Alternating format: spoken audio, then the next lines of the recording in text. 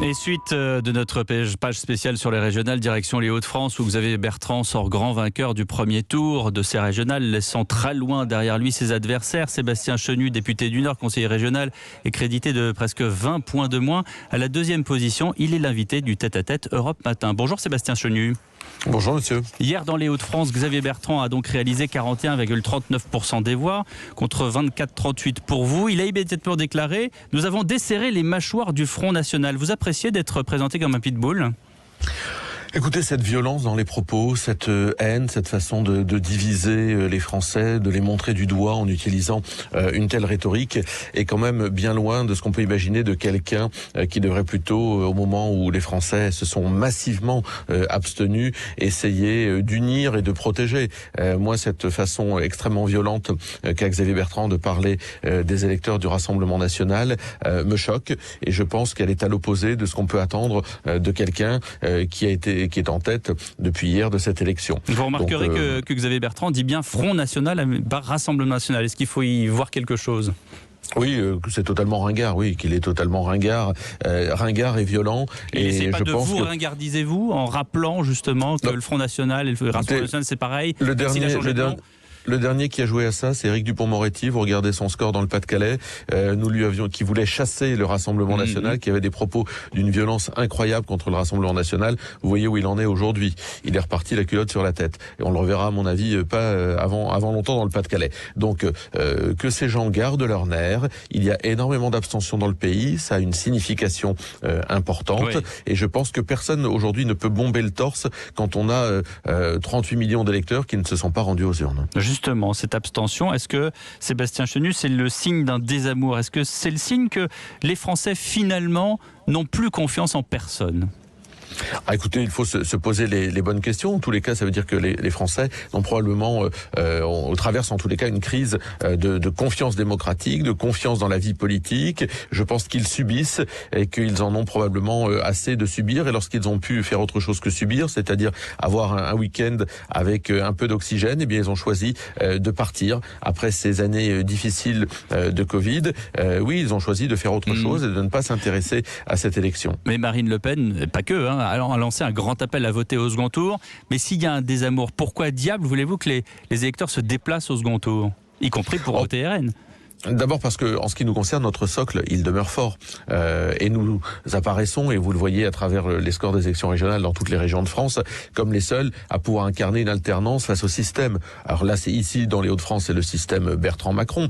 Ailleurs, nous sommes au coude à coude, par exemple, et en tête d'ailleurs en PACA. Donc nous sommes les seuls à pouvoir... C'est la seule région où vous réalisez un score correct. Un score correct, nous en réalisons dans de nombreuses régions, puisque nous sommes bien souvent en deuxième position. Donc nous sommes l'alternance, en fait. Deuxième position avec 20 points d'écart, pardonnez-moi Sébastien Chenu, en ce qui concerne votre situation, on est quand même très loin du compte. Non mais d'accord, mais si les résultats ne sont pas à la hauteur, c'est parce que effectivement nos électeurs ne se sont pas déplacés. Mais vous savez, ils ne se sont pas déplacés non plus pour aller soutenir le président de la République. Quand vous voyez qu'un président de la République, quand Emmanuel Macron a un parti qui est à 9 ou 10 points en France, il y a effectivement des questions à se poser. Vous ne pensez pas qu'il va y avoir un sursaut au second tour, et dans ce cas-là, ce sursaut, comment est-ce qu'il va se réaliser ? Vous parlez effectivement d'un sursaut pour le RN, mais ça peut être un sursaut pour La République En Marche. Oui, enfin, ils partent de beaucoup plus loin.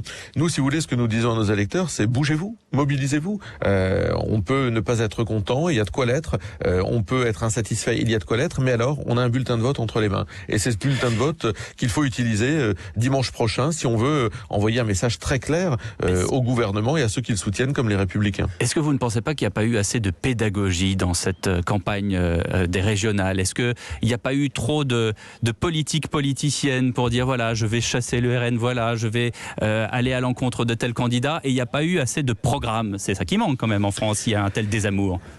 Écoutez, nous avons développé, en tous les cas au Rassemblement National, tous nos candidats ont développé un programme, mais c'est vrai que nous avons en face de nous des candidats, je pense à Xavier Bertrand qui lui nous dit qu'il sera déjà candidat au présidentiel dès qu'il sera réélu, s'il l'était dimanche prochain dans les Hauts-de-France, donc il abandonnerait la région. Vous avez des ministres qui se sont impliqués, et c'est vrai que tout ça ne favorisait pas, en tous les cas, un débat sur les enjeux de la région. Moi j'ai fait une campagne, tout comme les autres candidats du RN, une campagne sur les enjeux de la région. Nous allons continuer, mais surtout en passant important ce message. Il y a des élections, c'est le moment de se faire entendre. Et nous disons aux électeurs du Rassemblement national, qui sont très nombreux dans le pays, qui sont même peut-être les plus importants, bougez-vous. Bougez-vous. Vous comptez, vous, sur quoi, Sébastien Chenu? Et d'une manière générale, le RN, il compte sur quoi? Sur l'effondrement du Front républicain?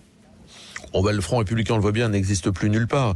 J'ai cru comprendre que la gauche se maintenait dans les Hauts-de-France et se maintenait dans le Sud. Donc, il n'y a pas de menace pour la République. Sud, ils ne sont pas d'accord entre eux. D'accord, bon, enfin, il n'y a pas de menace pour la République, chacun l'a bien compris. Le Rassemblement national est une alternance.